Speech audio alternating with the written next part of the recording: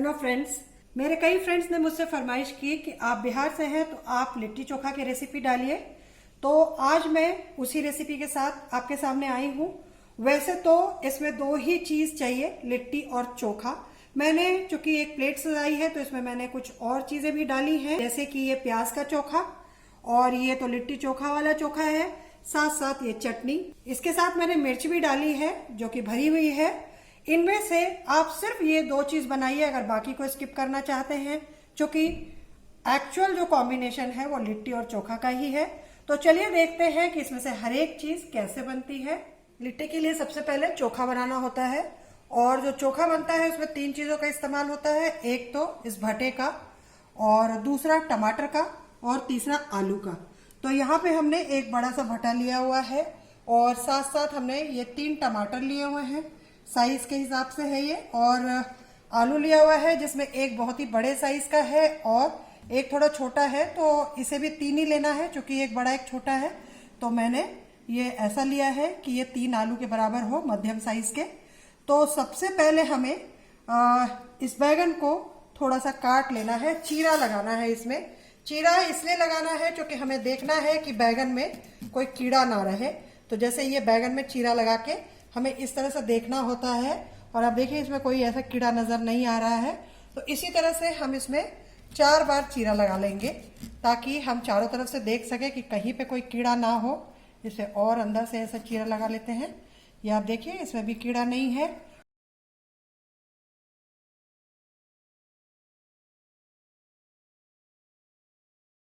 इस बैगन में हमें सरसों का तेल लगा देना है ताकि जब हम सरसों का तेल लगा के जब हम बैगन को पकाएं तो इसका छिलका बाद में निकालें तो आसानी से निकल जाए।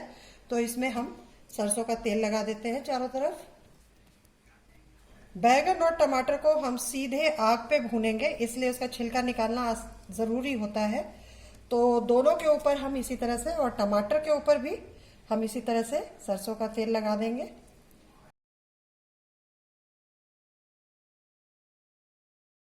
यहाँ मैंने एक कुकर लिया हुआ है। कुकर में हमने ऑलरेडी पानी डाला हुआ है।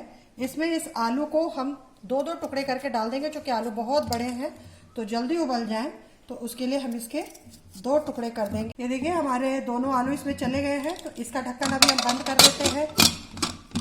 बैगन को हमने तैयार कर लिया है पकाने के लिए, और टमाटर को भी। ये देखिए हमने कुकर में आलू चढ़ा दिया उबलने को, और दूसरी तरफ इधर एक छोटा सा स्टैंड रखा है मैंने, और इसमें मैं ये बैगन रख दे रही हूँ पकने को। इसे हमें घुमा घुमा करके पकाना होगा, थोड़ी देर में घुमाते रहना होगा। और इधर तीसरी तरफ मैंने जाली रख दी है और इसे भी जला देती हूँ। और इसमें हमें ये तीनों टमाटर रख देने हैं। आंच को थोड़ा सा धीमा कर देना है और इसे भी हमें उसी तरह से उलट पुलट करके पकाना है। अब हमें ये जो हरी मिर्ची है इसको हमें भूनना है। तो उसके लिए हम क्या करेंगे, इसमें चीरा लगा देंगे और सारी मिर्ची में इसी तरह से चीरा लगाएंगे। और इसके अंदर अभी हमने यहाँ पे थोड़ा सा चाट मसाला रखा हुआ है, वो उस चाट मसाले को इसमें भरना है। अगर आपके पास चाट मसाला नहीं हो तो आप इसके अंदर अमचूर और नमक भर सकते हैं। अभी हम इसके अंदर चाट मसाला भर लेंगे और सभी मिर्ची में हम इसी तरह से कर लेंगे। देखिए इस बैगन को इस तरह से हम पलटेंगे और इसे चारों तरफ से सेकना है। और इसी तरह से टमाटर को भी हमें देखना है कि टमाटर भी हमारा इसी तरह से सिके। और जब तक ये सिक रहे हैं तब तक आप देखिए इधर जो फ्लेम है इसे भी मैं ऑन कर लेती हूँ। अब आप में से कई लोगों के पास 4 फ्लेम वाला नहीं होगा तो आपको 2 बार करके करना होगा। तो यहाँ करके, और इसे मैं ये जो तीनों हमारी लाल मिर्चें हैं इन तीनों को मैं चिमटे से पकड़ लूंगी और इन तीनों को इसमें सेक लूंगी।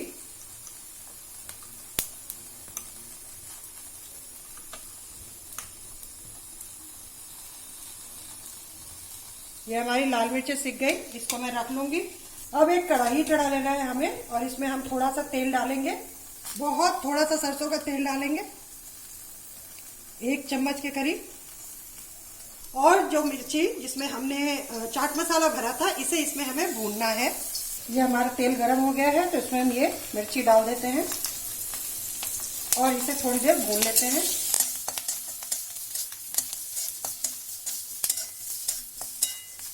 अब देखिए, एक तरफ हमारा मिर्ची भुन रही है, दूसरी तरफ हमारे आलू उबल रहे हैं, तीसरी तरफ बैगन भुन रहा है और चौथी तरफ हमने टमाटर भूनने को डाला हुआ है। ये हमारी मिर्ची भुन गई है, तो इसे अब हम निकाल लेंगे।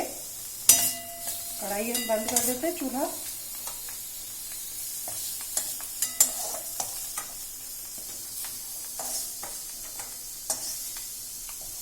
और अभी बैगन और टमाटर और आलू को पकने देते हैं। ये देखिए, आप देख रहे होंगे टमाटर इस तरह से पक गए हैं। इसे हमें पूरी तरह से चारों तरफ से बिल्कुल ऐसे ही पका लेना है। इधर बैगन भी आप देख रहे होंगे, ये भी पूरा पक रहा है। तो इसे भी हमें अभी और घुमा घुमा करके पका देना है, जब तक ये पूरी तरह से ऊपर का छिलका काला ना हो जाए और बैगन सॉफ्ट ना हो जाए। और आलू तो आपके यहाँ जितनी भी सीटी में पकती होगी, आप उतनी सीटी लगा लें कुकर में और फिर उसे निकाल लें। ये देखिए, हमारा बैगन भी पक गया और साथ साथ टमाटर भी पक गया है और आलू भी उबल चुका है। तो अभी इन तीनों के छिलके हमें उतारने हैं। छिलके उतारने के लिए कुछ नहीं करना, आप इस तरह से करेंगे तो अपने आप ही छिलका उतरता चला जाएगा। तो इस तरह से हमें बैगन को पकड़ करके इसके छिलके को उतार लेना है और इसी तरह से टमाटर के भी छिलके को उतार लेना है। और आलू को कैसे छीलना है ये बताने की ज़रूरत नहीं है। तो अभी हम पूरा छिलका सबका उतार लेते हैं। ये देखिए, हमने बैगन भी छील लिया, आलू भी छील लिया और टमाटर भी छील लिया। ये बैगन से जो पानी निकल रहा है, ये इसका अपना पानी है, इससे कुछ परेशान नहीं होना है। अब हमें इसका चोखा बनाना है। तो चोखा बनाने के लिए हम एक एक करके पहले चीज़ों को मसल लेंगे। जैसे कि इसमें पहले आलू को हम डाल करके और इसे मसल लेंगे, फिर एक बड़े बर्तन में डालेंगे। अगर एक साथ हम डालने की कोशिश करते हैं तो कुछ चीज़ें जो हैं वो गुठलियाँ रह जाती हैं। तो हम पहले इसको इस तरह से मसल लेते हैं। ये हमारा आलू हो गया।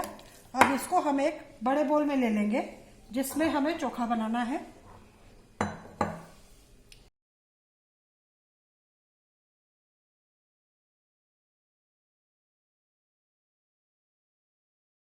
अब चलते हैं बैगन की तरफ। तो इसको हम फिर से एक तरफ करते हैं कोने में और अब बैगन को लेते हैं। बैगन को लेने के पहले हम ये यहाँ से इसे काट देंगे और ये डंडी को अलग कर देंगे। और डंडी को अलग करने के बाद हम इसे इसमें डाल देंगे और इसमें डाल करके अभी पहले इसे अलग से मसल लेंगे थोड़ा और फिर उस आलू में मिला देंगे। अब ये हमारा बैगन भी मसल गया है, तो इसे भी हम ये चम्मच से इधर कर देते हैं आलू में। अब ये टमाटर को भी हम इस तरह से टुकड़े टुकड़े पहले कर लेते हैं और करने के बाद हम इसे मसल लेंगे। क्योंकि टमाटर को आप सीधे मसलने की कोशिश कीजिएगा तो इसका रस उड़ करके आपके चेहरे पे पड़ सकता है। तो इस तरह से आप कर लें पहले। अब इसे हम इस बड़े बोल में डायरेक्टली डाल देंगे और तीनों चीज़ों को अभी हमें बहुत अच्छे तरीके से मिला लेना है। ये देखिए, ये बिल्कुल अच्छे तरीके से ये सारी चीज़ें मिल चुकी हैं। तो अब हमें इसमें मिलाना है बाकी चीज़ें, जैसे कि कटी हुई प्याज। ये हमने 2 छोटी प्याज बारीक काट ली है, ये इसमें हम डाल देते हैं। और साथ साथ डालेंगे ये 8 कली लहसुन हमने काट लिया बारीक, ये डाल दिया। इसके साथ साथ ये 2 हरी मिर्च आप कम ज़्यादा कर लीजिए, आपको जितनी पसंद है। और ये है हरा धनिया, थोड़ा सूख गया है। और साथ साथ हम इसमें डालेंगे सरसों का तेल। तो इसमें चूँकि हमारा भरता ज़्यादा है तो इसमें करीब 4 चम्मच सरसों का तेल कच्चा जाएगा। और साथ साथ हम इसमें डालेंगे नमक स्वाद के अनुसार। बैगन ज़्यादा नमक नहीं लेता, इसलिए हम 1 चम्मच नमक डाल रहे हैं। बाद में देख लेंगे, अगर हमें टेस्ट में कमी लगी तो और डालेंगे। अब हमें इसे अच्छे से मिला लेना है।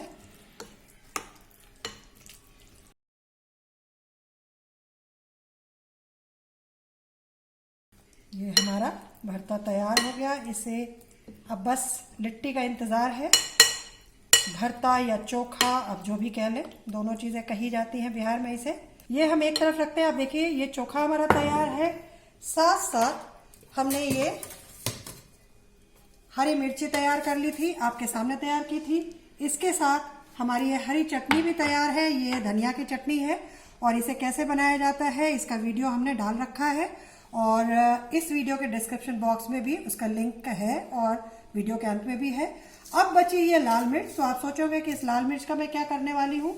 तो इसके लिए फ्रेंड्स हमने ये 2 प्याज लंबा काट रखा है। इसमें इस मिर्च को हमें मसल देना है। आपको लग रहा होगा मैं हाथ से मसल रही हूँ तो हाथ में मिर्ची लगेगी। हाँ बिल्कुल लगती है थोड़ी, लेकिन ठीक है, हाथ धो लिया जाएगा। अब थोड़ा बहुत तो करना पड़ता है। ये हम इसमें मसल लेंगे। ये टिपिकल बिहारी स्टाइल जो प्याज का एक तरह से आप भरता कह लें, चोखा कह लें या चटनी कह लें, जो भी कहना चाहें आप कह सकते हैं। अब इसमें भी जाएगा सरसों का तेल। तो इसमें हम 1 चम्मच सरसों का तेल डालेंगे और साथ साथ हम इसमें डालेंगे नमक। तो ये भी हमारा रेडी हो गया है। अब चलते हैं लिट्टी के लिए सत्तू का मसाला बनाने की तरफ और फिर लिट्टी बनाने की तरफ। सबसे पहले हम लिट्टी के लिए आटा लगाते हैं। ये हमने 3 कप आटा लिया है।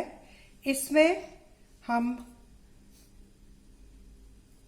छोटे चम्मच से 5 चम्मच तेल डाल लेंगे और साथ साथ हम डालेंगे थोड़ा सा नमक।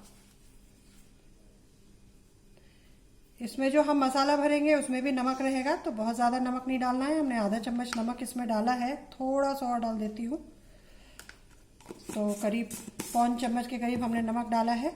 अब इसे हमें अच्छे से मिला लेना है और बहुत ज़्यादा नरम नहीं इसको लगाना है। इस आटे को हम थोड़ा सा हार्ड ही लगाएंगे, जैसे हम पूरी के लिए आटे लगाते हैं जो कि बहुत ज़्यादा नरम नहीं होते। तो धीरे धीरे हम इसमें पानी डालेंगे और इस आटे को लगा लेंगे।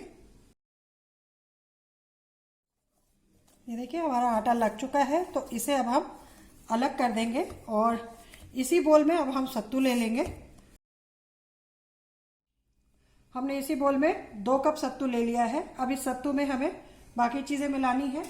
तो हम इसमें एक बड़ी प्याज है जो कि कटी हुई है, वो हम इसमें डाल रहे हैं और साथ साथ हम डालेंगे हरी मिर्ची। इसके साथ हम डालेंगे ये अदरक, 1 इंच का टुकड़ा हमने कद्दूकस कर लिया था, वो है इसमें। ये 10 कली लहसुन है, ये हमने काट लिया है, इसे भी हम इसमें मिला रहे हैं। और अब हम इसमें डालेंगे हरा धनिया, जो जैसा मैंने बताया थोड़ी सूख गई है। और इसके अलावा जो चीज़ें इसमें डलेंगी वो है अजवाइन, जिसे हम जवाइन बोलते हैं, ये आधी चम्मच। और साथ साथ डलेगा ये कलौंजी या मंगरेला, ये भी आधी चम्मच। इसके साथ साथ हम डालेंगे 1 चम्मच काला नमक और हम डालेंगे इसमें 1 बड़ा चम्मच नींबू का रस। अब जो इसमें डालना है वो है अचार का मसाला। तो मैं यहाँ पे मिर्च के अचार का मसाला ले रही हूँ और वो मैं 2 चम्मच ले रही हूँ। आप चाहें तो आप इसमें आम के अचार का मसाला भी डाल सकते हैं। तो ये अचार के मसाले के साथ हम इसमें तेल भी डाल रहे हैं, इससे बहुत ही अच्छा टेस्ट आता है। अब हमें इसमें मिलाना है थोड़ा सा नमक। अचार के मसाले में भी थोड़ा नमक है और काला नमक भी हमने डाला है, तो थोड़ा नमक आधे चम्मच के करीब हम इसमें और डाल लेते हैं और हम फिर नमक टेस्ट कर लेंगे एक बार। और अब हमें इसमें डालना है असली चीज़, यानी कि सरसों का तेल। तो हम इसमें डालते हैं 1, 2 और 3 चम्मच सरसों का तेल। अब इन सारी चीज़ों को हम हाथ से ही मिलाएंगे। हमें इस मसाले को बहुत ज़्यादा गीला नहीं करना है, भुरभुरा रखना है, लेकिन पाउडर के जैसा भी नहीं रखना है, नहीं तो जब हम लिट्टी खाएंगे तो वो बिल्कुल ही पाउडर के जैसा उड़ेगा। तो ऐसा रखना है कि जब हम मुट्ठी बांधे तो मुट्ठी बन जाए, लेकिन जब हम उसे तोड़े तो वो पूरा बिखर भी जाए। तो अभी इसमें हम थोड़ा सा पानी का छींटा देंगे।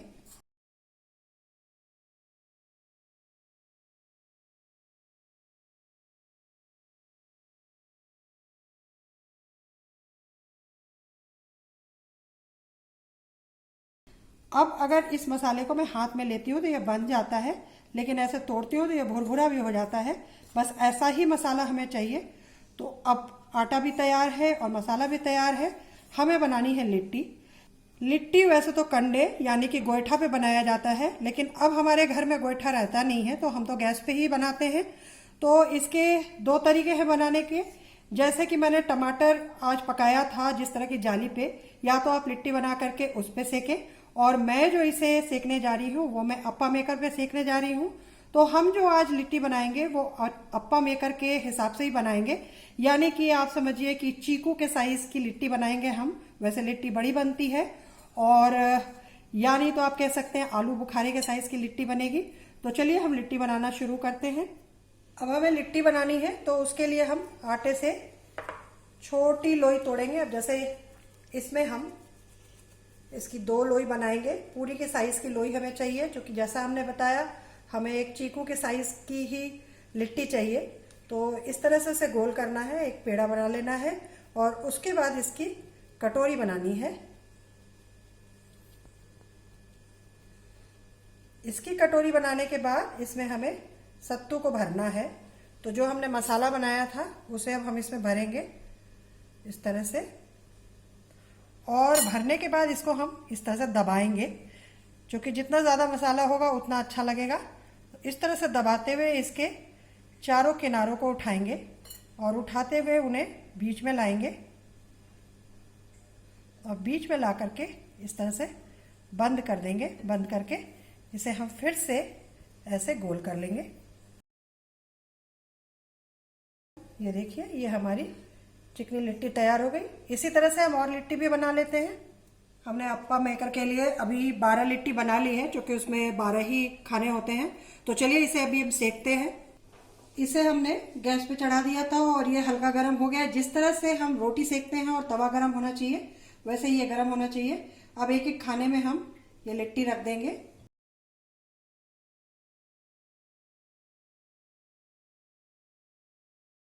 और इसे हम ढक्कन से ढक देंगे और धीमी आंच पे ही इसे पकने देंगे। अभी कुछ देर हो गए सेकते हुए, तो हम इसे देखते हैं। अब देखिए ये कितना अच्छा सिक रहा है।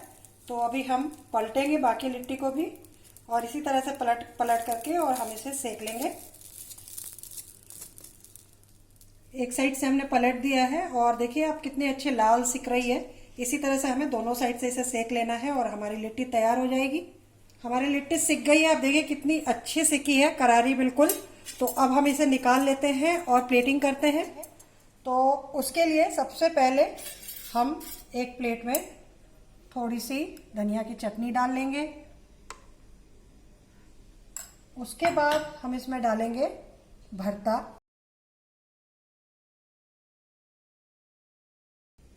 और इसके साथ हम डालेंगे ये जो प्याज का चोखा हमने बनाया था वो। अब हम डालेंगे ये 2 मिर्च रख देंगे जो हमने तली थी। लिट्टी को हमेशा घी में डुबा कर खाया जाता है, तो हम एक लिट्टी को इस तरह से घी में डालेंगे, और घी में डालने के बाद हम इसे उलट फेर कर देंगे इसी में, ताकि पूरी तरह से लिट्टी जो है वो घी में लिपट जाए। और उसके बाद हम इसे उठा करके और प्लेट में डालेंगे। बहुत ध्यान से डालना होगा क्योंकि ये फिसलती है। अगर आप घी नहीं खाते हैं तो आप इस स्टेप को अवॉइड कर सकते हैं, लेकिन लिट्टी का मजा तभी है जब वो घी में डूबी हुई हो।